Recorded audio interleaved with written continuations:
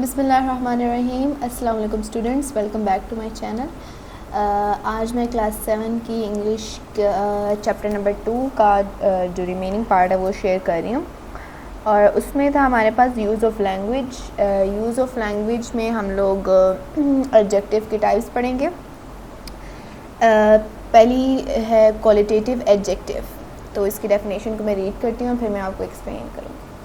It shows the kind of quality of a person or a thing. It describes the attribute of a noun or pronoun. ये किसी भी noun या pronoun की खासियत को show करते हैं, यानी कि कोई भी प्रोनाउन हो या कोई भी नाउन है, उसके अंदर क्या ख़ास चीज़ है, वो क्या उसके अंदर क्वालिटी है, तो उसको शो करेगा। लाइक द ब्यूटीफुल बादशाही मस्जिद। अब इसमें आप देखें, जो ब्यूटीफुल जो है ये किसको डिस्क्राइब कर रहा है, ये बादशाही मस्जिद को डिस्क्राइब कर रहा है। बादशाही मस्जिद इज़ अ नाउन एंड इसको जो भी चीज़ डिस्क्राइब करेगी वो एडजेक्टिव है। और ये यहाँ पे जो एडजेक्टिव की कौन सी टाइप लग रही है यहाँ पे, क्योंकि यहाँ पे नाउन को डिस्क्राइब किया जा रहा है, उसकी क्वालिटी बताई जा रही है, डैट इज़ वाई यहाँ पे ये जो है क्वालिटेटिव एडजेक्टिव है। Now, second one is possessive adjectives. What is possessive adjectives? ये जो हैं किसी भी नाउन या प्रोनाउन की जो है मलकियत को शो करते हैं, उनकी पोजेशन को शो करते हैं, उनकी ऑनरशिप को शो करते हैं। They are used with nouns and do the work of adjectives. ये nouns के साथ यूज़ होते हैं और adjectives के तौर पर जुमले में इस्तेमाल होते हैं। हमेशा नाउन से पहले आते हैं। They functions like adjective and qualify the noun directly. Adjectives की तरह काम करते हैं और नाउन को जो है ये डायरेक्टली उनको क्वालिफाई करते हैं, उनको डिस्क्राइब करते हैं। एग्जांपल्स में पोजेशन में आप मलकियत को शो करते हैं, जैसे मेरा घर, ठीक है। ये सारी ये एग्जांपल है पोजेसिव एडजेक्टिव की। अब इसमें एग्जांपल्स आ जाएंगी माय, हर, हिज, इट्स और देयर, यू एक्सेट्रा। अब कुछ नीचे और एग्जांपल्स हैं जुमलों में इस्तेमाल की हुई हैं। तो पहली है माय फैमिली। अब फैमिली क्या है, ये एक नाउन है। नाउन से पहले हमने पढ़ा कि पोजेसिव एडजेक्टिव्स हमेशा नाउन से पहले इस्तेमाल होंगे। तो नाउन से पहले माय है। माय क्या है कि माय सबसे पहले तो एक एडजेक्टिव है, क्योंकि ये डिस्क्राइब करे फैमिली को, कि फैमिली किसकी है, मेरी फैमिली है। तो इसका मतलब कि माय एक एडजेक्टिव है, और ये कौन सा एडजेक्टिव है, ये पोजेसिव एडजेक्टिव है, क्योंकि ये मलकियत को शो कर रहा है कि मेरी फैमिली, ठीक है। लव्स द व्यू, ठीक है। आगे ये पूरा मैंने सेंटेंस कंप्लीट कर दिया। अगला जुमला है वेयर इज़ योर रूम, आपका रूम कहाँ पे। अब यहाँ पे सबसे पहले तो आपने जब भी आपने आइडेंटिफाई करना हो किसी भी सेंटेंस को, किस में कौन से एडजेक्टिव यूज़ किया है, तो आपने फ़र्स्ट ऑफ़ ऑल तो नाउन को ढूंढना है। तो इस जुमले में आप देखें कि रूम जो है एक नाउन है, और नाउन से पहले हमने पढ़ा कि पोजेसिव एडजेक्टिव्स लगते हैं। तो नाउन से पहले क्या लगा है, योर लगा है। तो यहाँ पे योर क्या है, पोजेसिव एडजेक्टिव है। हमने पढ़ा कि योर एक पोजेसिव एडजेक्टिव है, तो यहाँ से हम लोग इजीली फाइंड आउट कर सकते हैं कि किस तरह से ये पोजेसिव एडजेक्टिव है।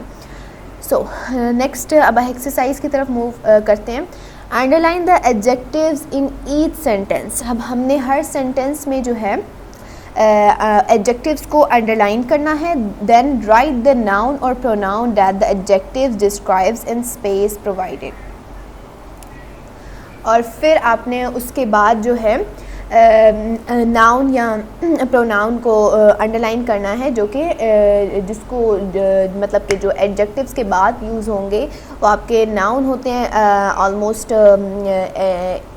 ज़्यादातर एग्जांपल्स में यही होता है, लेकिन कुछ एग्जांपल्स में थोड़ी सी चेंजिंग्स होती हैं, वो हम लोग देख लेंगे। तो आपने क्या करना है कि सबसे पहले तो एडजेक्टिव्स को अंडरलाइन कर लेना है, और उसके बाद आपने वो नाउन और प्रोनाउन को ये जो आपके पास सामने ब्लैंक दी हुई है इसमें फिल करना है। So my family planned a trip to the Khewra mines. मेरी फैमिली ने ख्योड़ा माइंस जाने के लिए एक ट्रिप का प्लान बनाया, ठीक है। तो अब मैंने फैमिली क्या है, ये एक नाउन है। क्यों? क्योंकि इसको डिस्क्राइब कर रहा है माय। माय, मेरी फैमिली। अब इसमें जो है पोजेशन शो हो रही है कि किसकी फैमिली, मेरी फैमिली, तो इसका मतलब ये पोजेसिव एडजेक्टिव है, ठीक है।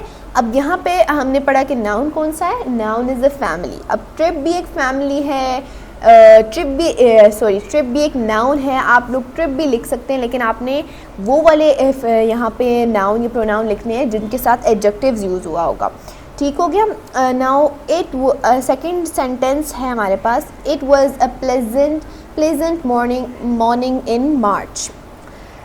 अच्छा जी, यहाँ ये एक खुशगवार सुबह थी मार्च की। तो यहाँ पे सबसे पहले तो आपको ढूंढना है कि नाउन क्या है। तो नाउन आप देखें कि यहाँ पे मॉर्निंग भी एक नाउन है, तो आपने इसको जो है ब्लैंक में लिख देना है। और मॉर्निंग को क्या कौन सा लफ्ज़ डिस्क्राइब कर रहा है, तो मॉर्निंग को हमारे पास प्लेजेंट वर्ड डिस्क्राइब कर रहा है। Pleasant is an adjective of quality because क्योंकि ये जो इसकी मॉर्निंग कैसी थी, खुशगवार थी, इसी वजह से तो उसने नाउन को डिस्क्राइब किया, उनको क्वालिफाई किया, उसकी खासियत बताई, उसकी खसूसियत बताई, उसकी क्वालिटी बताता है जो भी, तो उसको हम क्वालिटेटिव एडजेक्टिव कहते हैं। Now move to this C part है। सी आपके पास है, I was so excited that I could hardly sleep at night. मैं बहुत खुश था या बहुत पुरजोश था, that I could hardly sleep at night, कि मैं बहुत मुश्किल से रात को सोया। अच्छा जी, सबसे पहले तो आपको ढूंढना है इसमें से नाउन। सो इसमें आप देखें कि नाउन जो है आई है। सो आई वॉज सो एक्साइटेड, मैं बहुत खुश था, that I could hardly sleep at night, कि मैं मुश्किल से सो सका। किस तरह सो सका, मुश्किल से सो सका। अच्छा जी, यहाँ पे सबसे पहले तो हमने कर लिया कि नाउन कौन सा है, प्रोनाउन कौन सा है। यहाँ पे आप देखेंगे कि जो नाउन है आपके पास वो स्टार्टिंग में आ गया, तो आपने कंफ्यूज नहीं होना। तो आई जो है इसमें नाउन है और हार्डली जो है आपके पास एडजेक्टिव है, और यहाँ पे हार्डली जो है एडजेक्टिव ऑफ क्वालिटी है, ठीक है, क्योंकि ये क्वालिटी बता रहा है स्लीप की। तो the amazing Khura mines are situated on the right bank of the Jhelum river। सबसे पहले आप लोग नाउन इसमें से देखें तो वो ख्योड़ा माइंस हैं, और इसको कौन सा लफ्ज़ डिस्क्राइब कर रहा है, वो अमेजिंग लफ्ज़ डिस्क्राइब कर रहा है। तो मतलब कि माइंस जो थी वो किस तरह की थी, वो अमेजिंग थी, तो amazing is an adjective. Then अगला है हमारे पास, the weather was clear and the sun was shining brightly. तो सबसे पहले आप नाउन ढूंढेंगे, तो नाउन आपके पास वेदर आ गया एंड सन आ गया, ठीक हो गया। यहाँ पे आपके पास वो हैं नाउन्स हैं, और उसके बाद आपके पास एडजेक्टिव आप देखें तो वेदर कैसा था, क्लियर था, साफ था। मौसम कैसा था, साफ था। And the sun was shining brightly, और शाइनिंग ब्राइटली भी आपके पास एक एडजेक्टिव है, आपने इसे भी अंडरलाइन कर लेना है। I was so fascinated to stand in front of the world second largest salt mines. अब इसमें आप देखें कि आपके पास नाउन कौन सा, सबसे पहले तो नाउन आपके पास यहाँ पे दो नाउन्स आ रहे हैं, एक आई आ गया noun and the second is mines, salt mines. तो अब आप देखें कि आई को कौन सा वर्ड डिस्क्राइब कर रहा है, आई वॉज सो फैसिनेटेड, तो ये वाला लफ्ज़ फैसिनेटेड जो है एडजेक्टिव ऑफ क्वालिटी है। आई जो आपके पास एक प्रोनाउन है और ये सब्जेक्ट के तौर पे इस्तेमाल हो रहा है, ये आपने आगे लिख देना है डैश में, और माइंस भी आपने लिखने आगे। अगला है, on entering the mines I saw a spectacular view in front of me. अच्छा जी, सबसे पहले आपने ढूंढना है नाउन। किसी भी सेंटेंस में आपने कोई भी चीज़ फाइंड करनी है तो आपको सबसे पहले उस आपने जो एडजेक्टिव को फाइंड करने के लिए आपको नाउन को ढूंढना पड़ेगा, ये आपने याद रखना है। तो नाउन या आपने प्रोनाउन ढूंढना होगा। तो सबसे पहले आप देखें कि इसमें नाउन क्या है।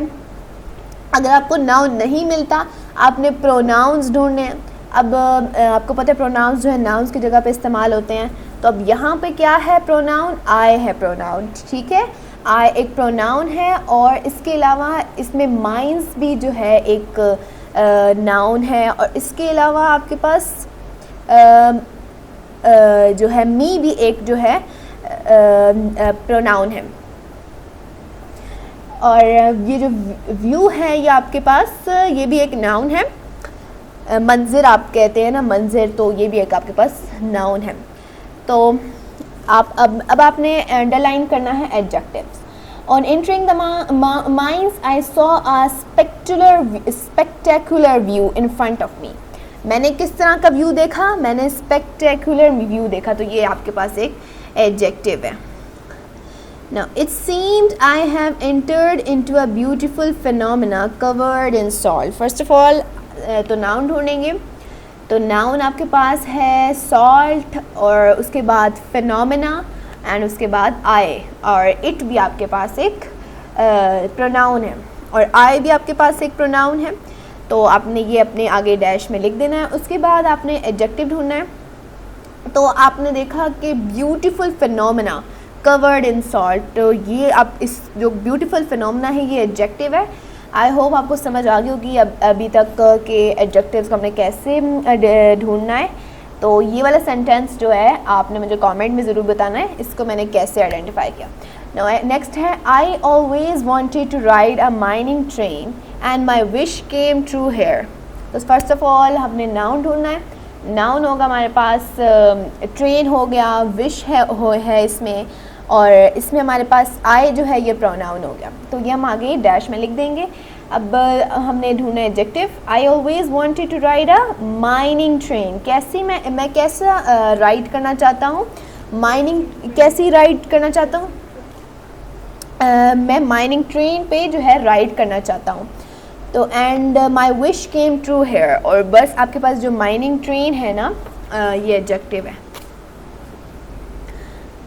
द इलेक्ट्रिक ट्रेन, किस तरह की ट्रेन है, इलेक्ट्रिक ट्रेन है। सबसे पहले आप देख लें कि नाउन कौन सा है। ट्रेन एक नाउन है, इलेक्ट्रिक ट्रेन एक नाउन है, और that runs from the entrance of the mine to the main hall. आपके पास हॉल एक नाउन है और आपके पास मेन जो है आपके पास एडजेक्टिव है। और इसके अलावा आपके पास माइन जो है ये एक आपके पास नाउन भी है, ये आपने नाउन भी आगे लिखना है। आपके पास यहाँ पे आपके पास मेन है और यहाँ पे आपके पास माइन है, तो माइन आपने इस डैश में लिखना है और मेन जो है आपके पास ये वाला एडजेक्टिव है।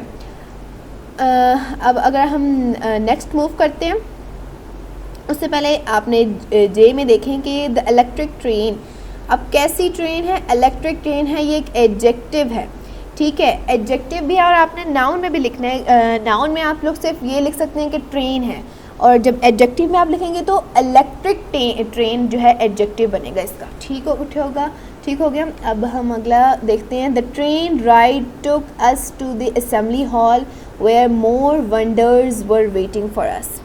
सबसे पहले नाउन ट्रेन हो गया, असेंबली है और हमारे पास हॉल है, and the last is wonders. अब आप देखें इसमें से एडजेक्टिव कौन सा है। The train ride took us to the assembly hall, तो असेंबली हॉल कहाँ ले गई ट्रेन हमें, असेंबली हॉल लेगी। Where more wonders were waiting for us, जहाँ पे और लोग हमारे लिए हमें इंतज़ार कर रहे, हमारे लिए इंतज़ार कर रहे थे। तो अब अगला है, अगली एक्सरसाइज पे हम मूव करते हैं। तो अगली एक्सरसाइज हमारे पास राइटिंग है। राइटिंग में आप देखें आपके पास आपने लिखना है right a personal recount of your trip in 150 to 200 words. The tips will help you construct your recount. अच्छा जी, जो टिप्स दी हुई हैं आपके इस बॉक्स में, आपने ये पढ़नी है और ये आपको हेल्प करेंगी कि आपने कैसे एक रिकाउंट लिखना है। तो सबसे पहले तो आप देखें कि रिकाउंट की डेफिनेशन, जो पर्सनल रिकाउंट होता क्या है। अ रिकाउंट टेल अस एक्सपीरियंस और an event that happened in the past. जो रिकाउंट है वो एक एक्सपीरियंस बताएगा या कोई भी हमारा तजर्बा बताएगा या कोई भी इवेंट को बताता है जो कि गुज़रे हुए वक्त में आपके साथ आपने किया होता है। The purpose of a recount can be to inform, entertain और to reflect and evaluate. Recount का मकसद होता है कि हम बता सकें या उससे मज़ा ले सकें और ये मज़ा ले सकें, आप इतना ही कर लें। और a recount can focus on the specific section of an event और रिटेल द इंटायर स्टोरी। तो यहाँ तक आपने डेफिनेशन कर लेनी है। और जो रिकाउंट है वो फोकस करता है, वो जो है किस पे तवज्जो देता है, किसी आपके जो इवेंट का कोई भी ख़ास हिस्सा होता है उसको लिखता है, उसको डिस्क्राइब करता है। रिकाउंट में हम लोग एक्सपीरियंस लेते हैं, अपना तजर्बा लिखते हैं या कोई भी इवेंट लिखते हैं जो कि पास में होता है, और इसका मकसद जो होता है हम एंटरटेन हो सकें और अपनी पुरानी यादों को ताज़ा कर सकें। और ये जो होता है ये हम किसी भी स्पेसिफिक इवेंट के कोई भी जो आपके पास इवेंट इवेंट होता है उसके स्पेसिफिक हिस्से को डिस्क्राइब करता है रिकाउंट। तो नीचे आपके पास एक्सरसाइज है और आपने 150 to 200 वर्ड्स पे रिकाउंट लिखना है। सो लास्ट ईयर, पिछले साल, I visited a small town in the mountains. मैंने एक स्मॉल टाउन में छोटे से टाउन पे गया, मैंने वहाँ पे मतलब घूमा, आई विज़िट मैंने उधर किया। और मैं माउंटेन्स पे एक टाउन था छोटा सा, मैं वहाँ गया। That feels like a heaven on the earth, जो कि कैसा महसूस हो रहा था, जो कि जन्नत जैसा महसूस हो रहा था अर्थ पर। द एयर वॉज क्लीन, जो हवा थी वो बहुत क्लीन थी, साफ़ थी। द पीपल वर फ्रेंडली, जो लोग थे वो बहुत फ्रेंडली थे। And the scenery was breathtaking, और जो सीनरी थी और जो मंजर था वो बहुत खुशगवार था। I spent my days hiking, मैंने अपने डेज़ जो हैं किस तरह गुजारे वहाँ पे, किस तरह अपने दिन गुजारे, हाइकिंग की मैंने बहुत सी चीज़ों को एक्सप्लोर किया। The local markets and the enjoying the peace life, the local markets and enjoying the peaceful life. और मैंने वहाँ के मार्केट्स पे गया, मैंने एक्सप्लोर की, उनकी मार्केट्स एक्सप्लोर की, और मैंने वहाँ पे बहुत ही अच्छी अपनी और बहुत ही अमन वाली अपनी वो जो दिन थे इवेंट के वहाँ पे गुजारे। एज आई लेफ्ट, जैसे ही मैंने वहाँ का रुख छोड़ा या वहाँ से गया, वहाँ से अपना रुख मोड़ लिया, आई फेल्ट रिफ्रेश्ड, मैं अपने आप को ताज़ा महसूस करने लगा। रीजनरेटेड, ओ मतलब अपने आप को एक बहुत ही तरोताज़ा महसूस करना और अपने अंदर एक नई एनर्जी को महसूस करना। And inspired to live a more mindful and peaceful life, और मैं एक और अच्छी ज़िंदगी गुजारने कैसे मैं गुजारने के लिए और भी मुझे पता चला है कि मैं इस पूरे इवेंट से मुझे मतलब वो कह रहा है कि मैं इंस्पायर्ड हो गया कि मैंने कैसे अपनी जो ज़िंदगी है वो अमन से गुजारनी है और एक अच्छे शहरी जैसा गुजारता है वैसे गुजारनी है। पीसफुल लाइफ में इसका मफ़हूम आ जाता है आपके पास। और अब हम नेक्स्ट एक्सरसाइज की तरफ मूव करेंगे।